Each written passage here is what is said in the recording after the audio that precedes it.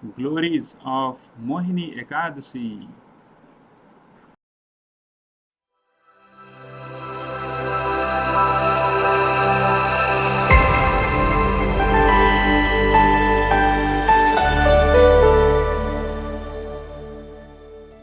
आज बहुत ही अच्छा शुभ दिन है। आज का शुभ दिन का नाम है मोहिनी एकादशी।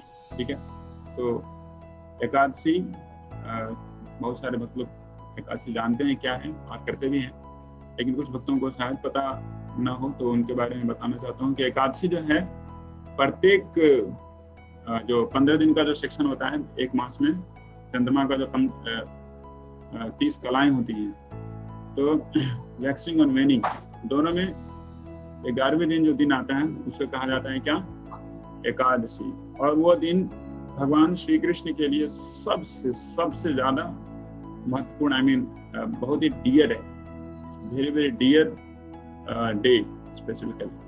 तो आज वैसा ही एक दिन है मोहिनी एकादशी, और इसकी ग्लोरीज शास्त्रों में बताई गई है। वशिष्ठ मुनि से भगवान श्री रामचंद्र पूछते हैं कि हे वशिष्ठ, आप श्री मोहिनी एकादशी के बारे में हमें बताइए। तो फिर वशिष्ठ जी भगवान श्री रामचंद्र को बोलते हैं। इंटर्न क्या है कि सेम क्वेश्चन द्वापर युग में पूछा जाता है, युधिष्ठिर महाराज पूछते हैं भगवान श्री कृष्ण से। तो भगवान श्री कृष्ण बोलते हैं कि मैं आपको त्रेता युग ले जाता हूँ। सेम क्वेश्चन पूछा गया था भगवान श्री रामचंद्र के द्वारा वशिष्ठ मुनि को।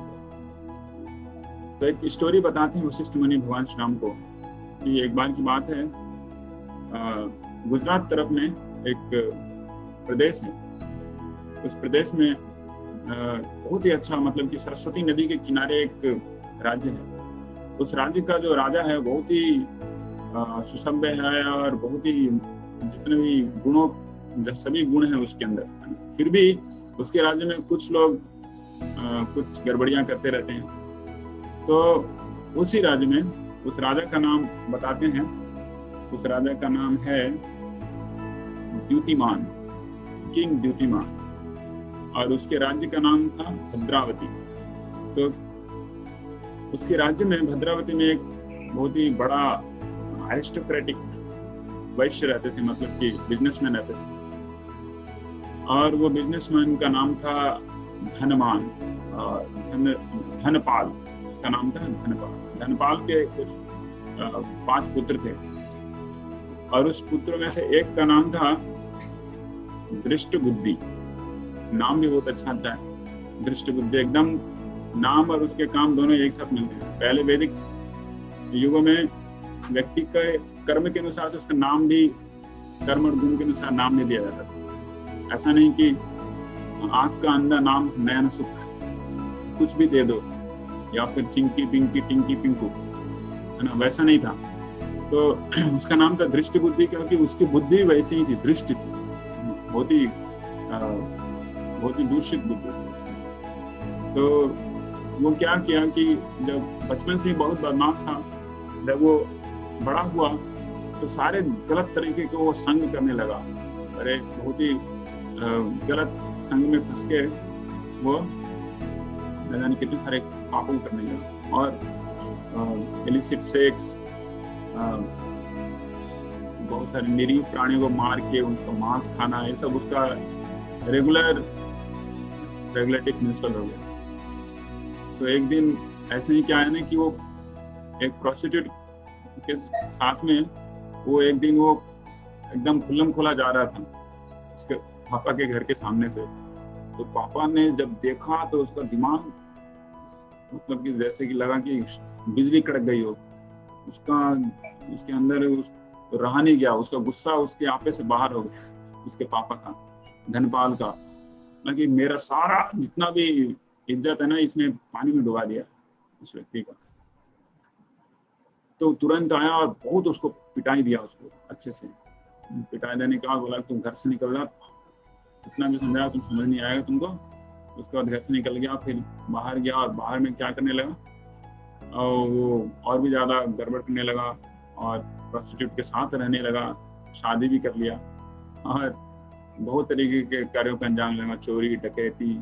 तो राजा के जो भी कांस्टेबल थे उसको पकड़े, और बहुत पिटाई किए, उसको कारागार में डाले, बाद में छोड़े, फिर से वही काम करता, फिर से पिटाई किए, फिर से। तो ऐसा बार बार करने के बाद उसको एक दिन बुलाया गया, बोला गया कि तू हमारे राज्य में नहीं रह सकता। द्युतिमान ने बोला कि आप मेरे राज्य में नहीं रह सकते, आप बाहर निकल जाओ, जंगल में चले जाओ। जब ऐसा सुनाई तो ठीक है, वो जंगल चला गया। जंगल में जाके वो और भी ज्यादा, क्योंकि खाने को मिलता नहीं था तो पूर्ण रूप से मांस के ऊपर आधारित था, तो वो तीरबान सीख गया और उससे वो कितने सारे प्राणियों का हत्या करता और उसे मारता, मतलब कि और भी ज्यादा पापों के बोझ से वो दब रहा था और भी ज्यादा पाप कार्यों को कर रहा। तो ऐसी स्थिति हो गई थी दृष्ट बुद्धि की। तो एक दिन उसके दिमाग में आया कि मैं कहाँ था और कहाँ गया हूँ। मैं कितने अच्छे, धनवान और बहुत ही धार्मिक पिता का पुत्र हूँ, दृष्ट बुद्धि नाम है, जो भी है, लेकिन मैं किस स्थिति में आ गया हूँ कि अब मुझे नहीं लग रहा है कि इस पाप की कोठरी जो कि पूरी अंधकार से भरी हुई, इसमें निकल पाऊंगा, शायद ही मैं निकल पाऊंगा। तो वो सोचने लगा। तो ये जो अंदर में जो गलत की भावना है या फिर गिल्ट की जो भावना है, बहुत जरूरी है भगवान श्री कृष्ण की भक्ति या फिर आगे बढ़ने के लिए, अपनी लाइफ में प्रोग्रेसिव लाइफ रहने के लिए बहुत जरूरी है। गिल्ट की भावना हमेशा होनी चाहिए। हम कभी कभी कुछ गलतियां कर बैठते हैं, तो गिल्ट की भावना होनी चाहिए। ऐसा नहीं सोचना चाहिए कि गिल्ट की भावना एकदम गलत है। बहुत सारे लोग बोलते हैं remove the feeling of guilt, just do whatever you feel like, और उसके ऊपर बड़े बड़े सेमिनार भी देते हैं, how to come out from the guilt. That is itself such a big guilt. Yeah, the so-called motivational speakers. Yes, so-called motivational speakers, they do that. So how to come out from this? But coming out from guilt is not good. अगर guilt हमारे पास है तो बहुत अच्छा है. That will push us toward good. तो इस तरह से तरीके से जब वो गिल्ट फील कर रहे थे, तो उस जंगल से एक बहुत ही महान ऋषि गुजर रहे थे जिनका नाम था ऋषि कौंडिन्य. कौंडिन्य के पास किसी तरीके से दूर से ही जाके पूछा कि हे ऋषिवर, कृपया मेरी सुनिए, मैं एक बहुत ही पतित व्यक्ति, चंडाल प्राय हो चुका हूँ और मेरी हिस्ट्री ऐसी है. अब मेरी हिस्ट्री को देखिए और बताइए कि क्या कोई उपाय है इस पाप में जीवन से निकलने का कोई उपाय है. मैं इससे उब चुका हूँ ऐसे जीवन से, मुझे अपने आप से घृणा हो रही है और मुझे कुछ सॉल्यूशन दीजिए, इसके बारे में कुछ उपाय बताइए. तो कौंडिन्य ऋषि ने सोचा कि लड़का जेन्युइन है, आदमी जेन्युइन है, तो उन्होंने बताया कि ठीक है, आप एक काम कर सकते हैं. देखिए, इसी मास में, वैशाख मास में जब चंद्रमा का जो वैक्सिंग पीरियड चल रहा है, इसमें जो एकादशी आती है उसका नाम है मोहिनी एकादशी, और उस एकादशी को आप अच्छे से पालन कीजिए. तो जितने भी सारे पाप है ना, वो बिल्कुल इरेडिकेट हो जाएंगे, इसमें कोई डाउट नहीं है. वाह, तो क्या करना पड़ेगा? तो उन्होंने पूछा, करना कुछ नहीं पड़ेगा आपको, बस जितने भी आपको फास्ट करना पड़ेगा अल्टीमेटली. सो फास्टिंग किया उसने पूरा अच्छे से, एकदम तन्मयता से.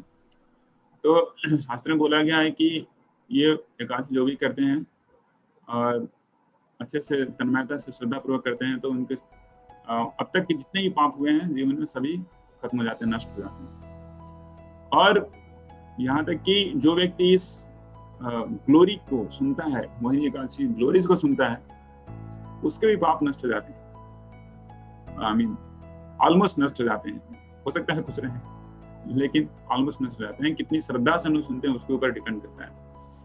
तो अगर किसी का प्रश्न है कि कैसे करते हैं एकादशी, तो मुख्य रूप से भगवान श्री कृष्ण के भक्त स्पेशली श्रील प्रभुपाद जी ने हम लोग को बताया है कि आप कम से कम ग्रेन्स अवॉइड कर सकते हैं. ग्रेन्स मतलब कि चपाती, rice. Most of the time devotees they prefer fruits खा सकते हैं. बहुत सारा फ्रूट्स अभी अवेलेबल है, आम अवेलेबल है, मौसमी, ग्रेप्स अवेलेबल है. तो इस तरीके से एकादशी किया जाता है और इसके बहुत ही अच्छे गुण हैं और हरे कृष्ण मंत्र का जप अवश्य करना चाहिए.